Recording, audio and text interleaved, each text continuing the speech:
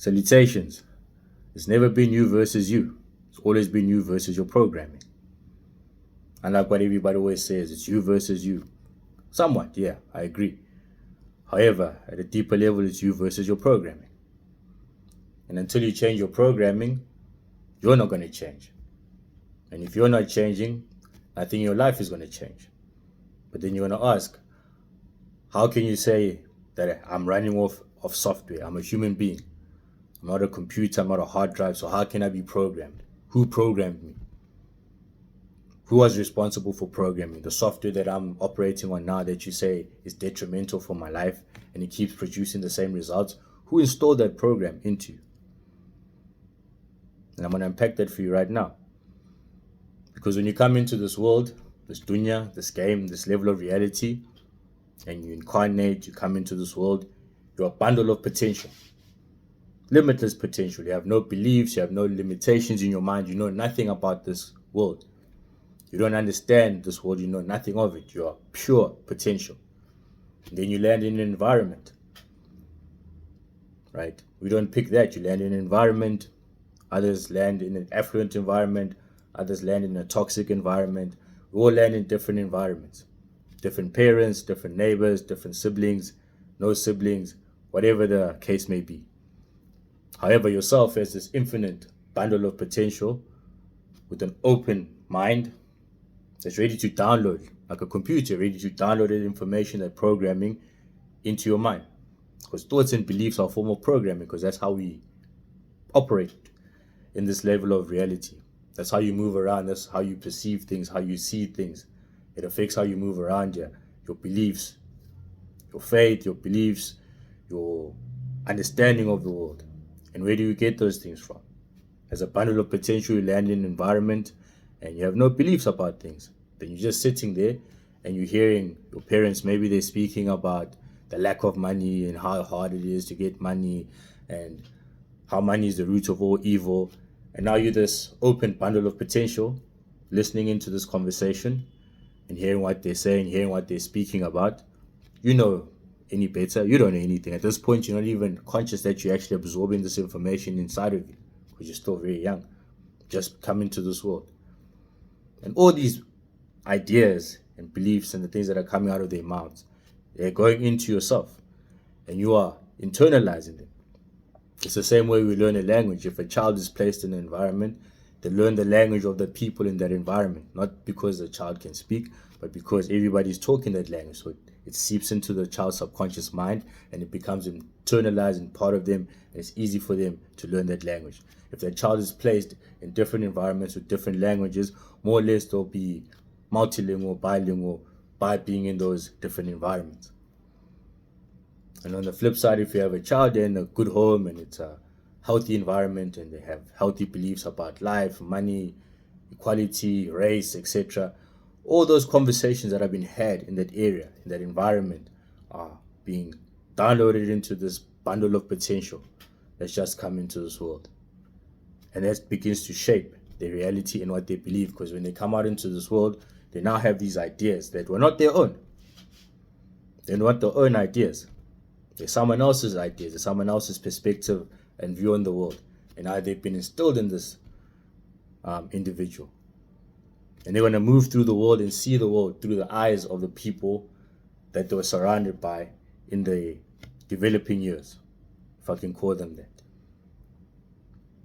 They're going to be run by those ideas. And depending on where you're born, the environment you're placed in, you have to recognize at some point that no, maybe some of these programs that are running within me in my consciousness are not correct. They don't aid me, they don't serve me. The beliefs that I'm holding do not serve me no longer. They've never served me.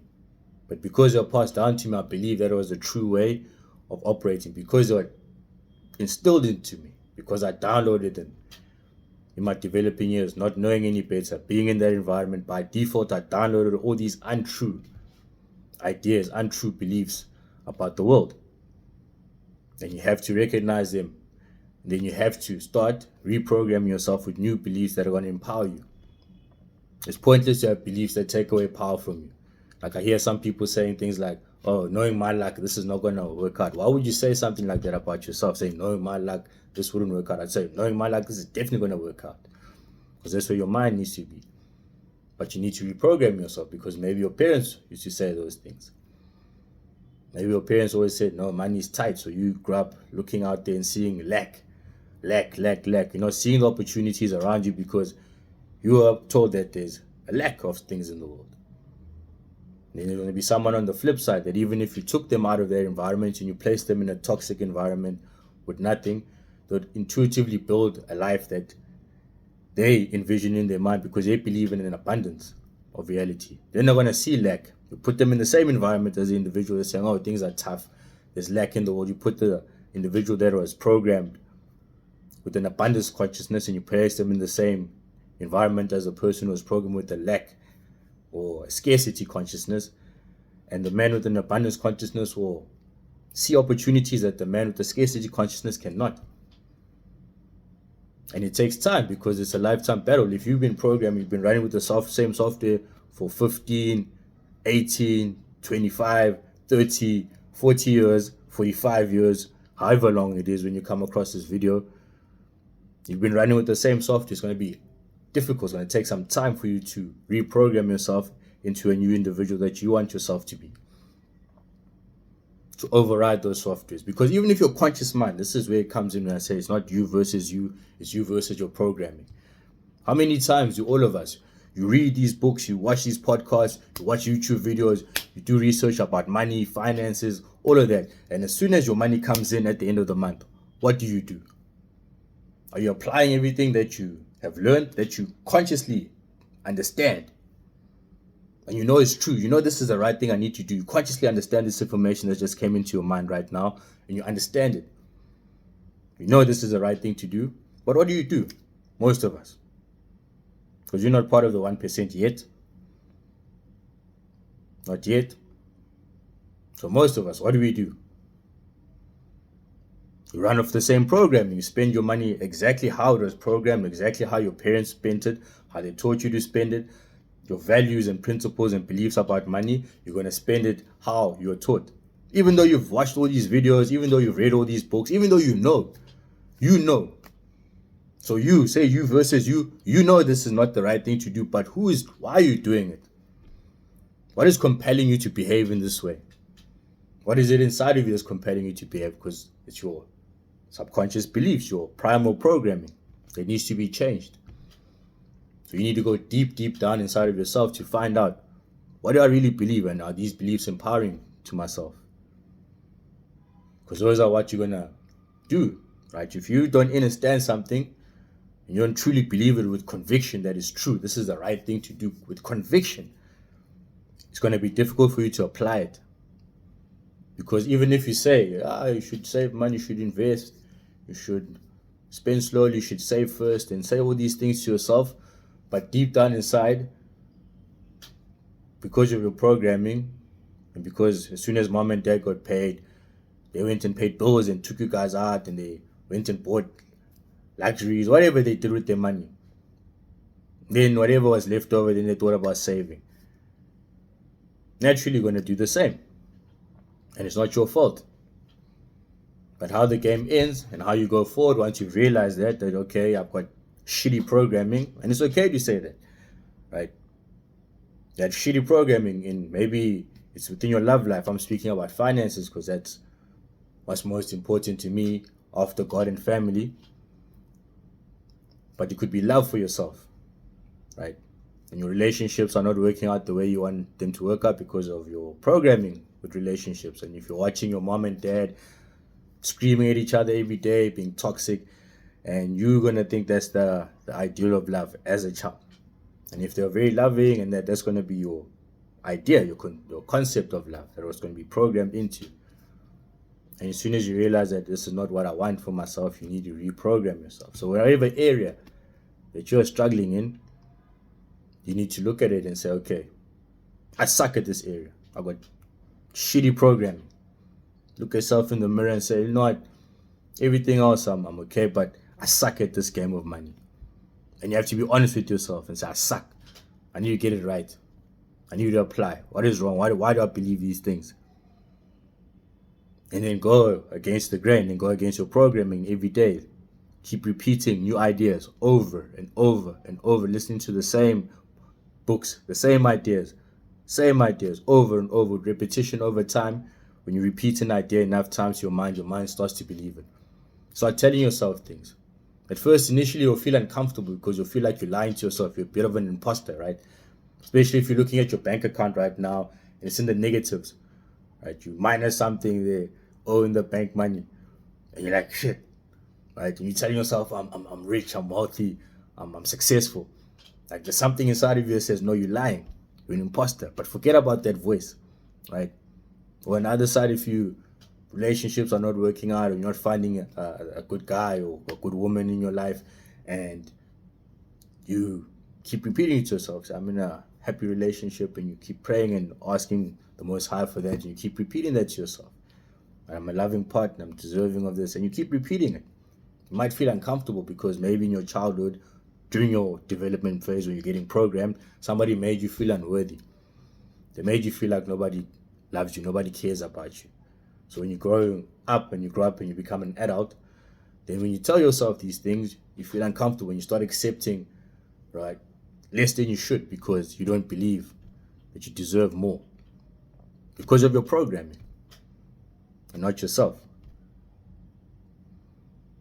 So it's always you versus your programming. Because even if your conscious mind understands something and it knows it, until you believe it and understand it and it's with conviction, it's going to be hard for you to apply that concept. It's hard for you to sell something you don't believe in. It's hard for you to buy into something that you don't believe in. If you don't believe that investing, or if you believe money is evil and that, you shouldn't invest, or you believe you should live for today and not think about tomorrow because that's your programming, that's how it's going to be. If you believe that you need to settle for less than you deserve in terms of relationships, that's how it's going to be. So it's always you versus your programming.